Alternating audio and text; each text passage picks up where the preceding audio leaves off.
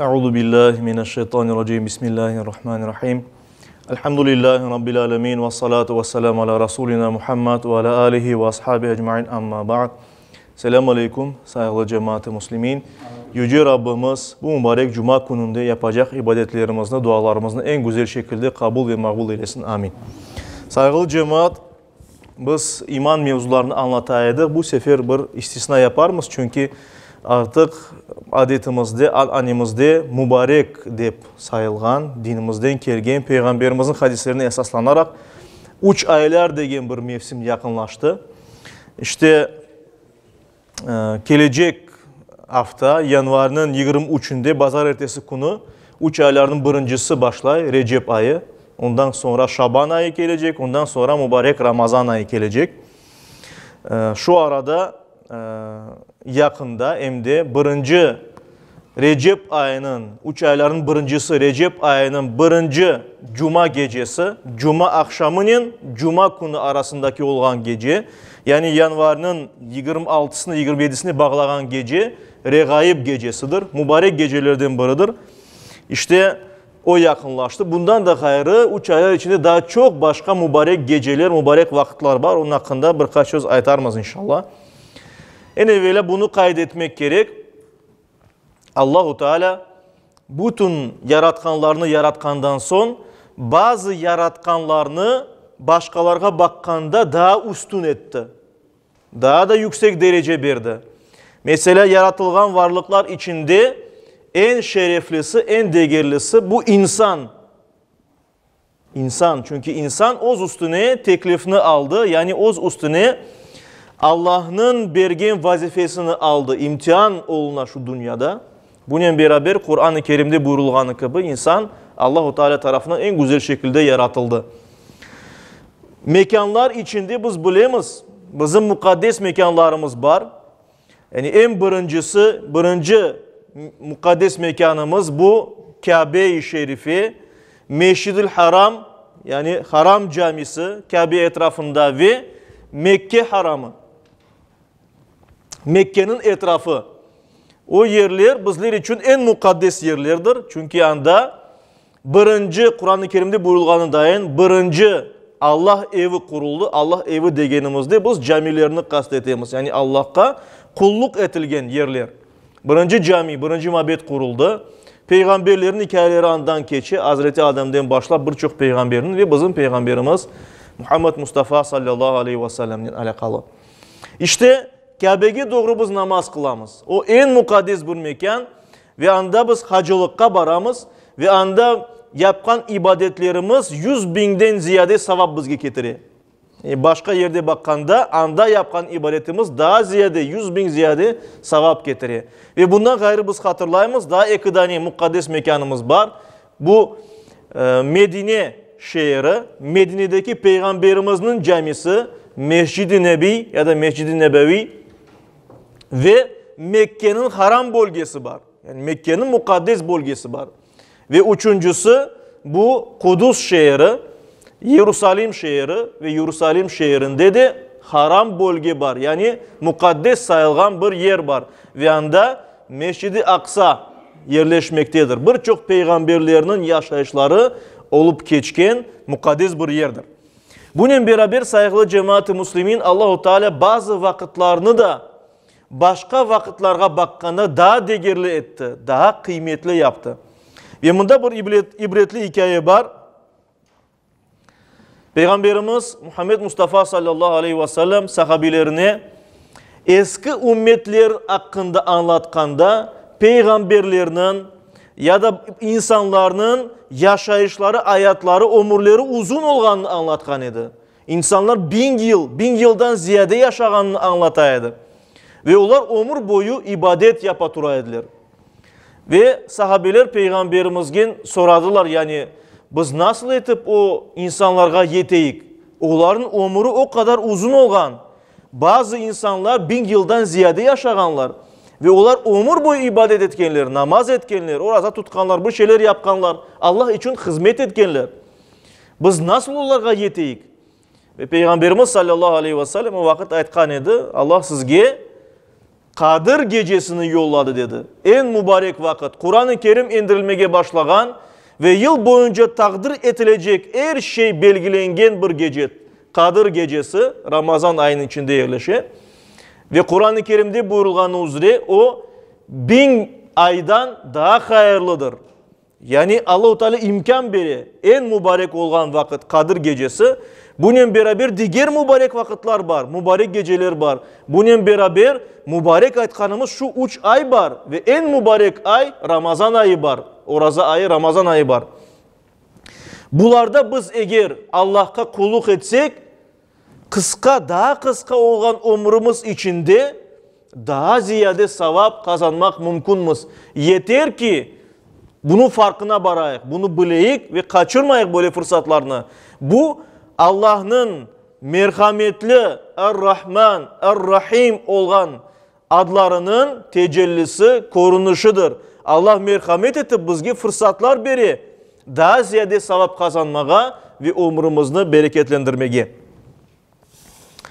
Yüce Rabbimiz Allah-u Teala Kur'an-ı Kerim'de Tevbe suresinin 36. ayetinde böyle buyura. Estağfirullah.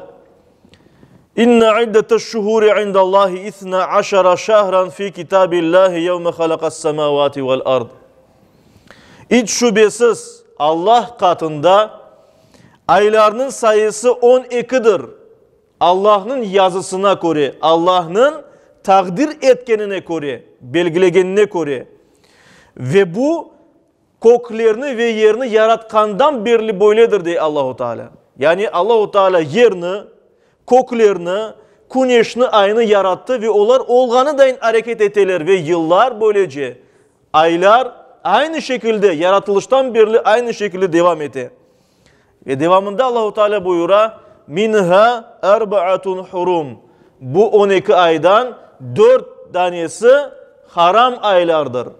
Haram dediğimiz yani günah yapılması yasak etilgen, asıl da günahta mümkün olganı kadar uzak olmak gerek olgan ve hatta cenk, münakaşa etmek yasak olan aylar bir de hürmet etilgen aylar deyip tercüme etmek de mümkün bu aylarını. 4 tane demek ki böyle ay var.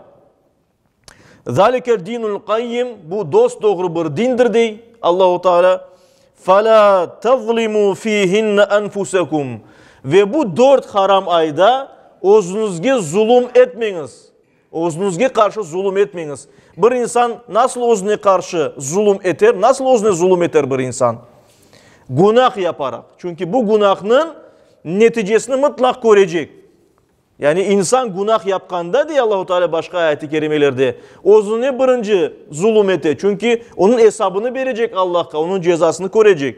Ona göre de hem başkasına hem özüne zulüm etmemek gerek ve bu 4 ayını Allah-u Teala ayrı ana Kur'an-ı Kerim'de.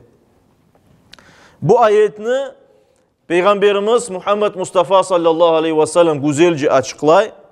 Muttafakun aleyh olgan, yani Bukhari'de, Müslim'de ve diğer hadis kitaplarında, mesela Ebu Davud'da geçken hadis-i şerifte Nafi' bin el-Harith rivayet ete ki Peygamberimiz sallallahu aleyhi ve sellem böyle ayıttı. İnne zamana kad istadaraka hayatihi yevme halakallahu semavati vel ard. Hiç şüphesiz zaman, yani vakit, Allah-u Teala yerini ve köklerini yaratkandan beri aynı şekilde devam ete. Vakit aynı şekilde devam ete. Es-senetu 12 şehran. Yılda 12 ay var diye Peygamberimiz sallallahu aleyhi ve sellem. Minha erbaatun hurum. Onlardan 4 tanesi haram aylardır. Salasun mutevaliyat. Bu 4 haram aylardan 3'ü peş peşine geliyor. Mübarek haram aylardan peş peşine gelgenleri var. Bunlar Zulka'de ve Zulhicce ve Muharram. Zulka'de, Zulhicce ve Muharram ayları ve hacılık yapılgan Zulhicce ayı da haram aylardan biridir. Ve devamında Peygamberimiz dey ve Racebun. Yani bir de Recep ayı var dey. Mudara ve Recebu Mudara ellezî beyne Cumadel ahir ve Şaban ve Cumaziyel ahir ile Şaban arasında olan Recep ayı var. O da Mudar kabilesinin ayıdır buyura. O da haram aylardan birisidir deyip. İşte Recep ayına kırecekmiz. O haram, hürmet etilgen ve insanın özüne zulüm etmemek gerek olganı, Allah-u Teala bunu kaydetken aylardan biri. Savabı ziyade olgan bir işimizden ve günahımız ziyade bizge günah getirgen böyle mübarek aylardan biridir. Peygamberimiz sallallahu aleyhi ve sellem o hadislerinde Recep ayına ilave olarak Şaban ayını da ana. Ve böyle meşhur hadislerinden birisi Ahmet bin Hanbel'in muvattasında geçkin bir hadis. Enes bin Malik Allah ondan razı olsun rivayet etti ki Recep ayı kırgende Peygamberimiz sallallahu aleyhi ve sellem böyle dua eteydi. Allahümme barik lana fi Recebin ve Şaban ve balligna Ramazan. Allah'ım bizlerge Recep ve Şaban aylarında bereket ver. Recep ve Şaban aylarını bizge mübarek et. Yani bereket ver bu aylarda. Ve balligna Ramazan ve bizni Ramazan ayına kavuştur. Aman esen, sağlık, selametlik içinde Ramazan ayına bizni yetiştir deyip Peygamberimiz dua eteydi ve başkalarına da bu duanı öğreteydi. Ve şu yerde üç mübarek ayını bir yerde anaydı. Ona göre alimlerimiz deyir ki şu iki ay Recep ve Şaban ayları sanki Ramazan ayına hazırlık mahiyetindedir. Yani en mübarek farz olan oraza tutulgan 11 ayının sultanı aytılganı gibi Ramazan ayı var. Ramazan ayına hazırlık olarak Şaban, Recep ve Şaban ayları vardır saygılı cemaat. Ve ona göre de eskiden beri Peygamberimizin sünnetine uyup Recep ve Şaban aylarında insanlar, Müslümanlar ibadetlerini daha ziyade yapaturgan.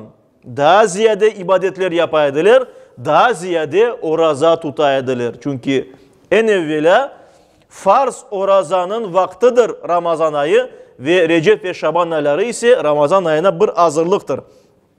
Ve zaten alimlerimiz diyor ki mesela nasıl ki bir insan farz namazını kılmadan evvel sünnet namaz kılıp farzga hazırlangan olsa, özünü tertipki getirse, yani bir Allah'a ibadet etken, huzurga, huşuga kelgen olsa, aynı şekilde Recep, Şaban ayları Ramazan ayında orazanı, ibadetlerini yaxşıca tutmak, yerine getirmek için hazırlıktır ve sünnettir.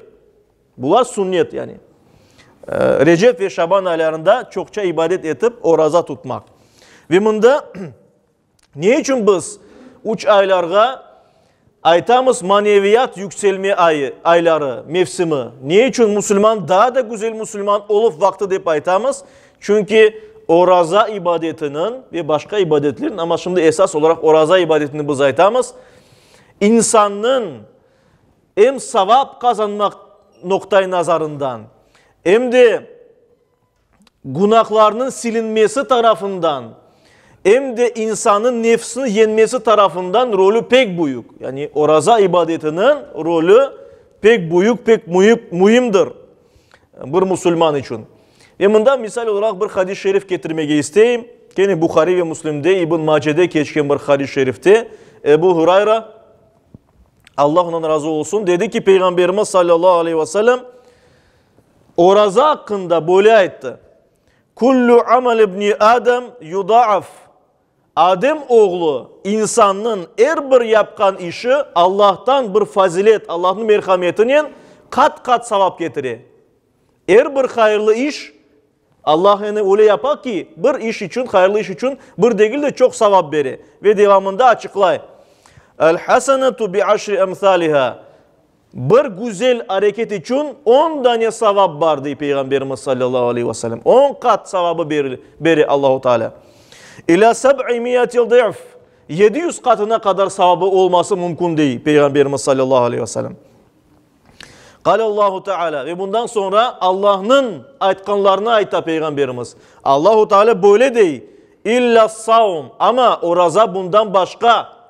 Yani ondan 700 katına kadar sevap değildi. Oraza başka yeri var dey Allahu Teala. Onun sevabı daha da ziyade. Fa innehu li dey Allahu Teala. O benim içindir.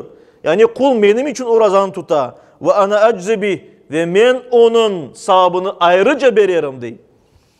Yeda'u şehvetehu ve ta'amahu min acli. Bir insan Müslüman oraza tutup benim için şehvetinden kadınla beraber olmak imkanından ve aşından suundan uzak kala.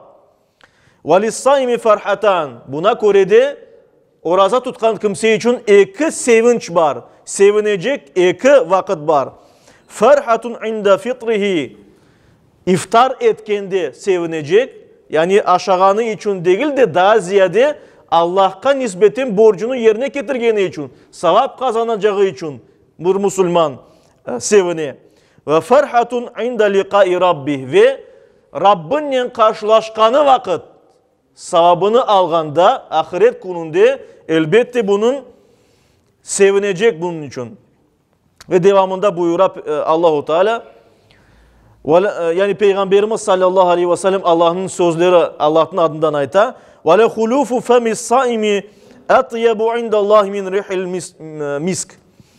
Hiç şüphesiz oraza tutkan kimsenin açlığından ağzından bir koku çıkan olsa bile Allah katında Allah için bu bir mis kokusundan, güzel kokudan daha da yakışıdır, daha da güzeldir.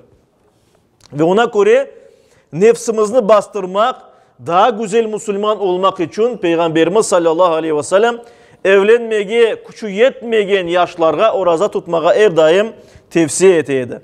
Ve Peygamberimiz sallallahu aleyhi ve sellem o'zi şu 3 aylar kirgende ibadetlerini çoklaştırganı gibi hususan oraza tutmakını da çoklaştıraydı. Recep ayında ve Şaban ayında çok oraza tutaydı. Hatta bazı vakitlerde bu aylarını hususan Şaban ayının baştan sonuna kadar oraza tutaydı. Ama kimirde tutmayaydı çok vakit. Ne için? İnsanlar bunun farz olduğunu bilemesinler. Çünkü farz oraza Ramazan ayında. İnsan Recep ve Şaban aylarında istese sevap kazanmağa, günahlarını bağışlattırmağa oraza tutar. Çok tutar. İstese az tutar. İstemese tutmaz. Bu insana kalgan bir şey. Bu sünnettir saygılı cemaat. Ama Peygamberimiz o'zi çok tutaydı şu 2 ayda Ramazan'a hazırlık olarak oraza. Buna bir misal getireyik. Birkaç hadis. Müslim'de geçken bir hadis şerifte, sahih olan hadiste Osman bin Hakim el-Ansari rivayet etti ki böyle ayta Sa'altu Sa'id ibn Cübeyr, Said bin Cübeyr'den soragan edim. O da an savmi racabin, Recep ayında tutulacak oraza hakkında soradım. İşte Said bin Cübeyr'den. Ve nahnu yevme idin fi racabin. Ve biz o vakit Recep ayındaydık. Fakale, o da dedi, Semi'tu ibn Abbas, Abdullah ibn Abbas'tan eşitken edim. Allah ondan ve babasından razı olsun.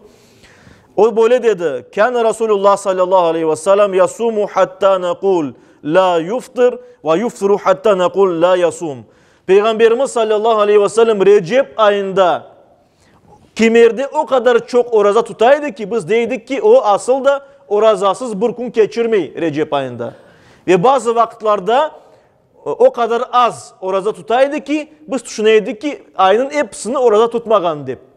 Yani bunu ayıttı. Demek ki Peygamberimiz bazı vakitlerde çok tutaydı Recep ayında. Şu sahih hadiste böyle anlatılan. Aynı hadis, yani bu manada hadis hem de Şaban ayında da geçiyor. Şaban ayı hakkında daha da ziyade hadisler var bunun hakkında. Bukhari'de geçken bir hadis-i şerifte mesela Ayşe anamız aynı şeylerini Şaban ayı ayıttı. Yani Peygamberimiz Şaban ayında o kadar çok oraza tutaydı ki biz sanki asıl da ara vermeyin. Orazasız bir konu olmayı deyip düşüneydik. Bazı vakitlerde çok gün oraza tutmaydı degen edi Hazreti Ayşe anamız. Peygamberimizin apayı Allah ondan razı olsun. Ve sonunda devam etti. Dedi ki فَمَا رَأَيْتُ Resulullah sallallahu aleyhi ve sellem istekmele sıyame şehrin illa Ramazan. men asıl da görmedim Peygamberimiz bir ayını baştan sonuna kadar orazalı geçirsin Ramazan ayından gayrı. Yani Ramazan'dan gayrı başka bir ayda görmedim ki o bütün ayını orazalı geçirsin. Yani ara bereydi demek ki. Recep ayında ve Şaban ayında. وَمَا رَأَيْتُهُ أَكْثَرَ صِيَامًا مِنْهُ فِي Şaban ve görmedim başka ayda, Şabadan gayrı başka ayda Peygamberimizin o kadar çok oraza tutkanını hiç görmeyedim dedi Ayşe anamız. Peygamberimizin apayı. Demek ki Peygamberimiz en çok Şaban ayında Ramazan'dan son oraza tutaydı. Ama hadisler var ki, öyle hadislerde buyurula Peygamberimiz sallallahu aleyhi ve sellem Şaban ayının hepsini de orazalı tutaydı, orazalı geçireydi. Bir konu kaldırmadan hepsini orazalı geçirgeni hakkında da rivayetler var. Mesela Ebu Davud'da, Ahmet bin Hanbel'de ve Tirmizi'de geçen sahih hadiste Peygamberimizin başka zevcesi apayı Ummu Seleme anamız rivayet etti ki Allah ondan razı olsun. Ma ra'aytu Resulullah sallallahu aleyhi ve sellem yasumu şehrayn mutetabi'ayn. Men asıl da görmedim Peygamberimiz sallallahu aleyhi ve sellem 2 ay peş peşe ara vermeden oraza tutsun. İlla ennehu kana yasulu Şaban Ramazan. Ancak Şaban'ın baştan sonuna kadar orazalı olup Ramazan'a onu koşaydı. Yani Peygamberimizin başka apayının rivayet etkenine göre, anlatkanına göre Peygamberimiz Şaban ayının demek ki öyle olgan ki o Şaban ayının baştan sonuna kadar orazalı geçirdi ve Ramazan ayında orazalı geçirdi. 2 ay peş peşe bir gün kaldırmadan orazalı geçirdi. Yine bir hadis-i şerifte Nesai'de ve Ahmed bin Hanbel'de geçen bir hadis-i şerifte belli sahabe Usame bin Zeyd Allah onun razı olsun böyle ayette. Kultu men öyle aytkan edim. Ya Resulallah ey Allah'ın peygamberi Allah'ın elçisi. Lima araka tasum min şehrin mineşşuhuri ma tasuma Şaban. Niçin Şaban ayında oraza tutkanın dayın o kadar başka aylarda senin oraza tutkanını biz görmeyimiz. Görmeyim men deyip soradı. Ve Peygamberimiz sallallahu aleyhi ve sellem ayıttı. Zâka şehrun yuğfelu ennâsu anh. İnsanlar bu ay hakkında gaflet içindeler. Yani Şaban ayının kadrını anlamaylar. Ne kadar mühim bir ay olganını anlamaylardı insanlar, Müslümanlar. Beyne Recep'in ve Ramazan. Bu ay demek ki Şaban, Recep ve Ramazan ayları arasındadır. Ve huve şehrun turfa'u fihil a'mal ila rabbil alemin. Alemlerin Rabbi Allah'a bu ayda bizim yapkan hareketlerimiz, sevaplarımız, günahlarımız arz etili, koterilip anlatıla de buyurula. Ve uhibbu ay yurfa ameli ve ana saim. Ve men ise orazalı olganımda yapıp turganlarım Allah'a belli etilgenini isteyim diye Peygamberimiz sallallahu aleyhi ve sellem böyle ayette. İşte saygılı cemaat-i muslimin mübarek 3 aylar gelmekte 23 yanvarda başlay. Recep ve Şaban ayları bu aylarda çok ibadet etmek gerek. Günahlardan mümkün olanı kadar sakınmak gerek. Ramazan'a hazırlık mahiyetinde oraza tutmak gerek çokça. Ve Ramazan ayı da inşallah Mart'ın 23'ünde gelecektir. 23'ünde başlayacaktır. Ramazan ayında ise bilgenimiz gibi Allah-u Teala hicretten sonra Medine devrinde Peygamberimiz gibi bütün Müslümanlara orazanı farz etti. Yani her bir Müslüman akıllı yerinde olan, pişkinlik yaşına erişken ve Müslüman olan her bir kimse şu ayda eğer uzuru olmasa, hasta olmasa ya da başka bir sebebi olmasa şeriat tarafından oraza tutmak gerek. İşte Yüce Rabbimiz her birimizge şu iki mübarek ayını, Recep ve Şaban aylarını bereketli etsin. İbadetle, duanla, orazanla geçirmeye nasip etsin. Çokça sevap kazanmaya nasip eylesin. Ve aman esen her birimizge Ramazan ayına kavuşmaya, yetmeye, sona çıkmaya ve bayramlaşmaya nasip eylesin. Amin.